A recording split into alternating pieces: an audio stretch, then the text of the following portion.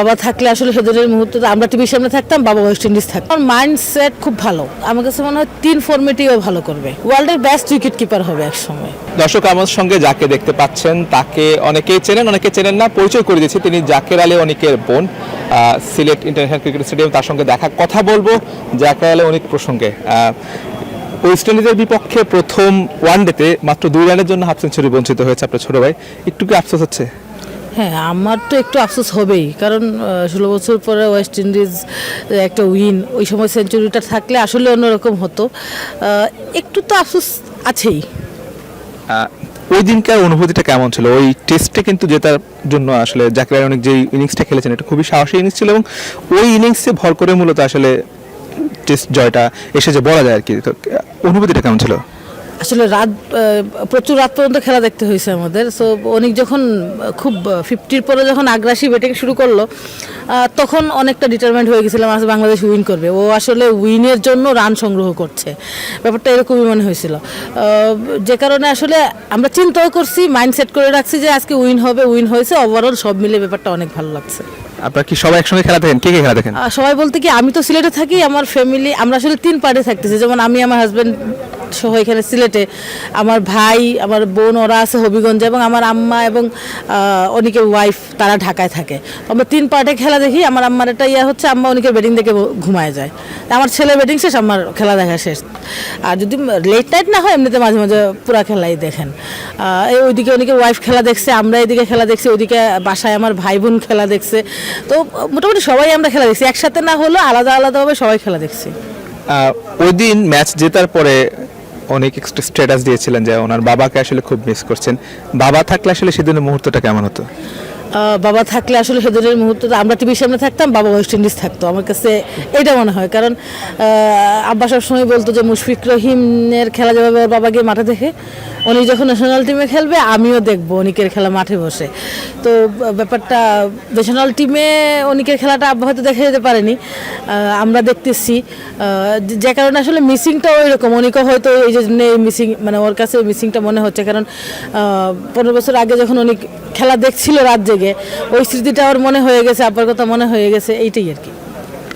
কি মনে হয় আসলে যে জাকের আলী অনিকের টেস্ট এবং ওয়ানডে T20 3টা ফরম্যাটে ব্যাটিং দিয়েছেন, যেহেতু আপনি সাবেক ক্রিকেটার ছিলেন, আপনার কাছে মনে হয় যে আসলে কোন ফরম্যাটে তিনি আসলে বেশ ভালো খেলছেন? আমার কাছে মনে হয় যে ভালো তো ও সবগুলাতেই খেলছে, মানে খেলার অ্যাটলিস্ট চেষ্টা করছে। এবং আমার কাছে মনে হয় 3 ফরম্যাটেও ভালো করবে, কারণ ওর মাইন্ডসেট খুব ভালো। ও যদি মনে করে যে না, আমি এই ফরম্যাট থেকে এই ফরম্যাটে এসে একদিন পরেই খেলবো, খেলতে পারবে, ওইটার জন্য ও ক্যাপাবল, কারণ ওর মাইন্ডসেটটা ও খুব সুন্দরভাবে করতে পারে। এই জন্য আমার কাছে মনে হয় 3 ফরম্যাটেই ভালো করবে, বাট একটু টাইম দিতে হবে এবং একটু ধৈর্য ধরে করলে 3 ফরম্যাটেই সে ভালো করবে।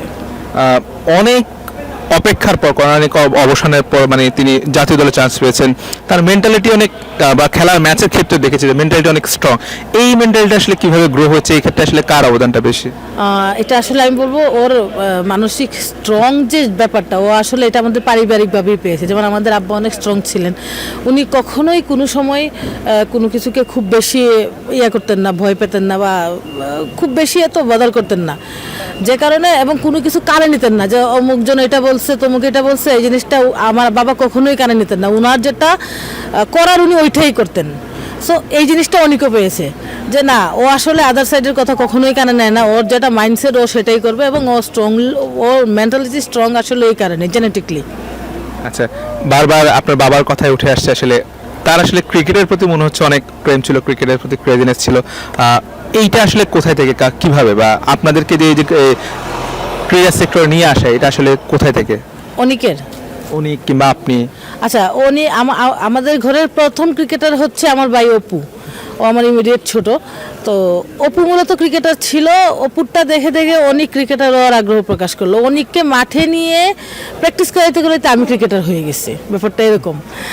আর আমার আব্বা অ্যাথলেট ছিলেন, আর্মিতে ছিলেন, উনি বক্সিং করতেন, উনি বাস্কেটবল খেলতেন, অ্যাথলেট ছিলেন উনি। সো এই কারণে আব্বার খেলাধুলার প্রতি নেশাটাও বেশি ছিল আর কি। ছোট ভাইকে কোনো টিপস দেন যে আসলে ম্যাচে এই ভুলটা হয়েছে কিংবা এইভাবে করা যায়, এমন কোনো টিপস দিচ্ছেন?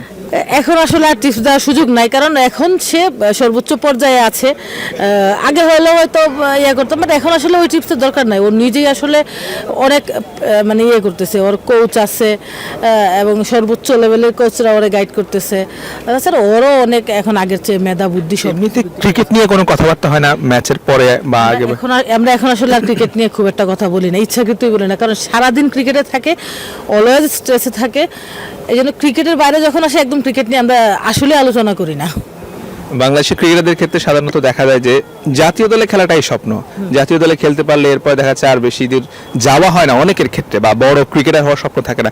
সেক্ষেত্রে আপনি আপনার ভাইকে কোথায় দেখতে চান? জাতীয় দলের ক্রিকেটার হওয়াটাই আসলে মূল। আপনি যদি দেখেন ন্যাশনাল টিমে না খেলে আপনার ওয়ার্ল্ড ওয়াইজ আপনি কোথাও পার্টিসিপেট করতে পারবেন না। আপনাকে তো আগে দেশের প্রতিনিধিত্ব করতে হবে, যে কারণে আসলে আমার কাছে মনে হয় আগে আপনি দেশের হয়ে পারফেক্টলি নিজের অবস্থানটা স্ট্রং করেন। আপনি যখন দেশের টিমে আপনার অবস্থান স্ট্রং করবেন, যখন মনে করেন আই থিঙ্ক যখন এরকম হবে যে অনেক সারা টিম কল্পনা করা যাবে না, তখন যে ওর সফলতাটা আসবে।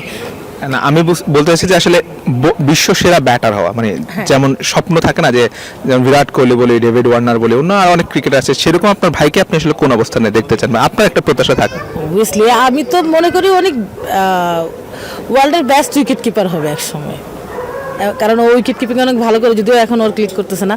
বাট আমি যা দেখেছি অনেক ছোটোবেলা থেকে উইকেট কিপিং করে, এবং আমার কাছে যেটা মনে হয় অনেক এক সময় ওয়ার্ল্ডের বেস্ট উইকেট কিপার হবে।